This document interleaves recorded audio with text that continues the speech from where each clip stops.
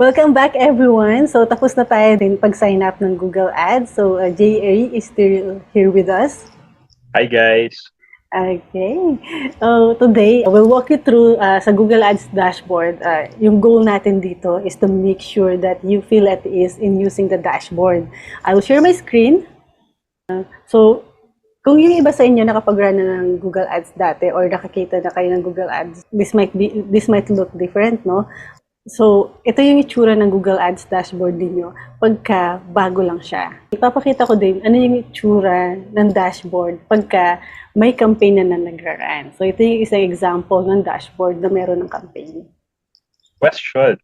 Do I need to understand everything here? Medyo madami. Alam ko na, overwhelm ka ng konti. Don't worry. Don't worry, hindi muna natin kailangan intindihin lahat ng meron dito, no? Babalik tayo dito mamaya. Pinapakita ko lang, pero para hindi kayo ma-overwhelm. Balik muna tayo dun sa walang ano. Tapos balikan natin to. Himayin natin, ano ba yung kailangan mong maintindihan para hindi ka ma-overwhelm. Alright, thank you. Yeah. So kanina, ito na yung walang campaign pa. So, ngayon, kailangan natin kasi mag-set up ng billing. So, punta ka dito sa Tools and Settings. Pag bago lang yung account, Tools and Settings, and then Billing Setup. So, ngayon nasa Billing and Setup ka na. Yung mga kaninang information na in-enter ko, nakuha niya na. Ngayon, ang pinaka-importante lang dito is lagay mo yung payment method.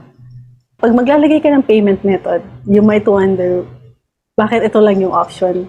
Wala bang PayPal? Wala bang ibang payment method available? So far, pwede ka lang maglagay ng card, any of these cards na available. So kung nasa Philippines ka, for your business, for your clients, I think pwede din ng debit as long as they're either Visa, MasterCard, or any of this. Or alam ko yung Grab, meron din siyang card na pwede mong gamitin. So ayan, enter mo lang yung card number, lahat ng information. And then, kailangan mo lang mag-agree kay Google. Kahit hindi ka nag-agree, you need to agree kung gusto mong mag-advertise sa Google. And tapos nun, submit, then you're done. Yun na yung part ng pag-setup ng billing. Ganun lang siya kasimple. Isa din pala, kanina diba, nung nag-sign up ako, in-auto-detect yung country. Hindi pala ito napapalitan, guys. Sorry, napapalitan yung billing country, yung currency. Hindi mo pwedeng palitan. Or, medyo advanced na to. Baka may mag-dispute, pwede naman palitan. Actually, pwede. Pero, you need to set up another payment profile.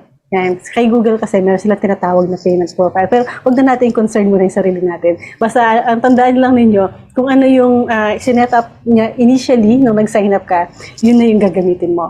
I think sa other platform, ganun din naman. So, yun yung initial na pwede mong gawin. Yun yung unang gagawin lang natin.